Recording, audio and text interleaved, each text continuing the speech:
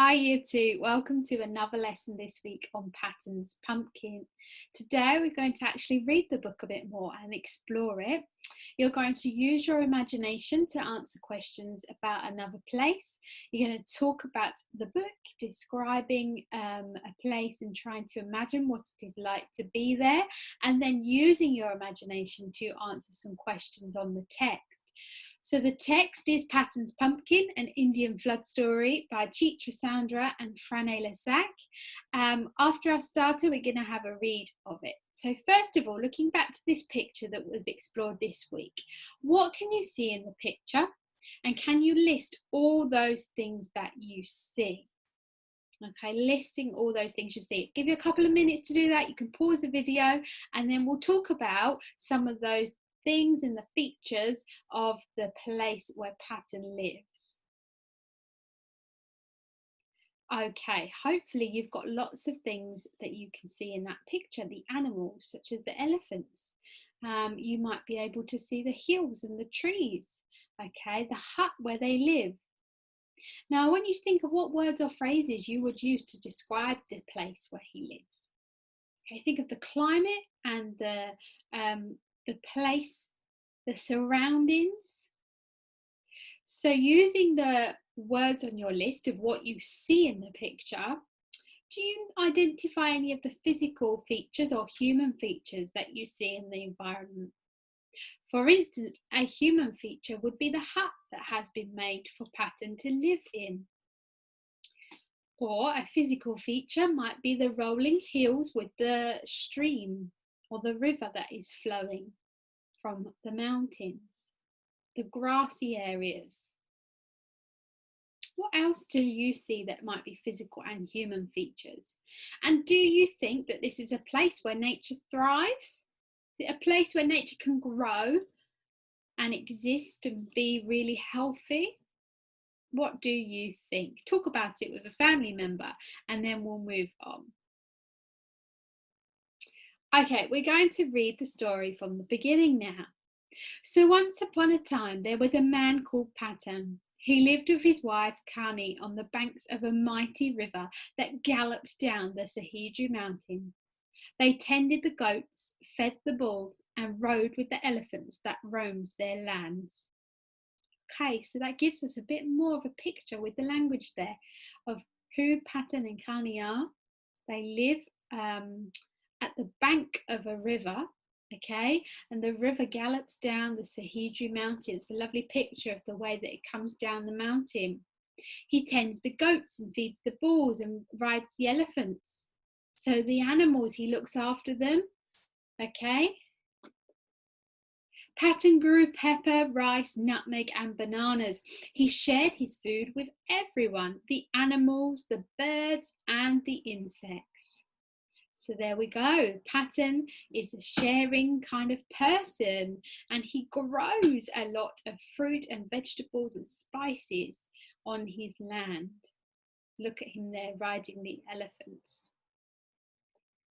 One day, Patton found an ailing plant in the valley. It had a beautiful yellow flowers. I'll plant it by my hut and look after it, he thought. The plant liked its new home. Its yellow flowers smiled at the sun.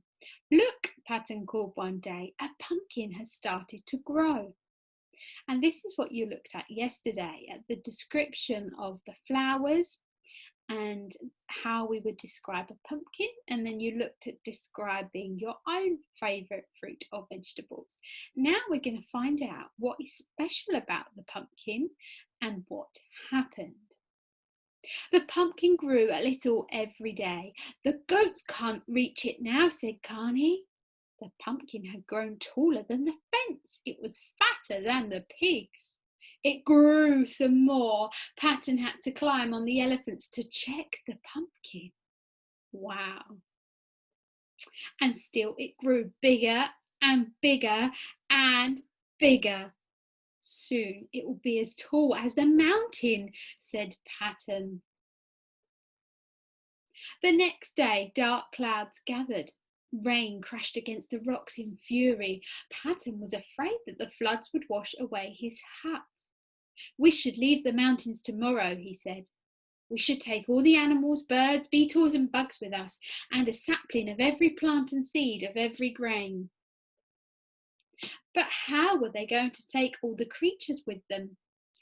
Patton couldn't sleep that night. When the pumpkin glowed like fire under a burst of lightning, he had an idea.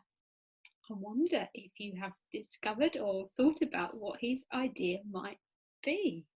So there's a big rainstorm that is upon them, and they are trying to find a way to rescue and save all the creatures around him. In the morning, Patton reached for his axe. "It's time to harvest the pumpkin," he said. Battling the lashing rain, Patton climbed the mountain. The birds and animals followed him. Patton jumped on top of the pumpkin. Cutting a big hole, he dived into its orange flesh. The birds called out in fear. The goats bleated and the bison snorted.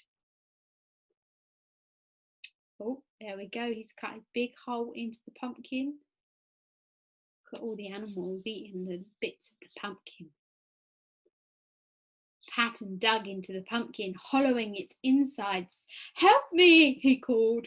The goats, the bison and the birds ferried out the pumpkin flesh as fast as they could. The wind blew hard, rocking the pumpkin from side to side, but Patton did not give up. He dug and dug until the pumpkin was hollow. At last, it was big enough for everyone. So he's scraped out all the inside, he's dug it all out. The animals have helped him get all the inside of the pumpkin out.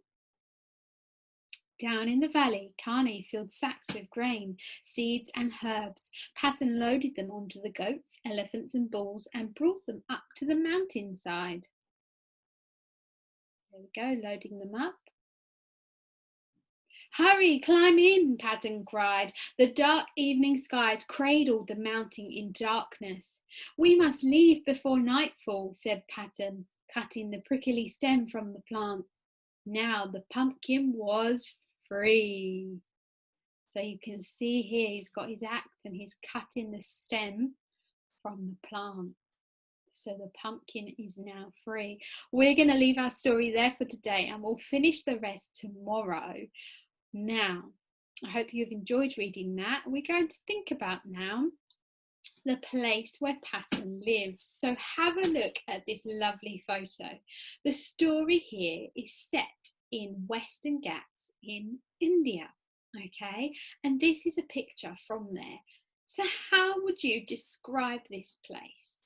What words, adjectives would you give to describe this place? Maybe it's rolling hills, it's enormous mountains, it's snaking rivers. And would you like to visit here? What do you think? Would you like to visit this place? Why or why not? Once you've had a think about that, you are going to write down some answers to these questions. Okay, thinking about what is needed for a plant to grow and where. Your 4 questions, you don't need to write down the questions, you can just write down the answers. If you lived in a place like Patton and Carney, what would you plant and grow? Would you grow any of your favourite vegetables or fruits? So maybe describing from what you looked at yesterday, the fruits and vegetables that you might like to grow at the place where Patton and Carney live. Number 2 is why would you like to grow these?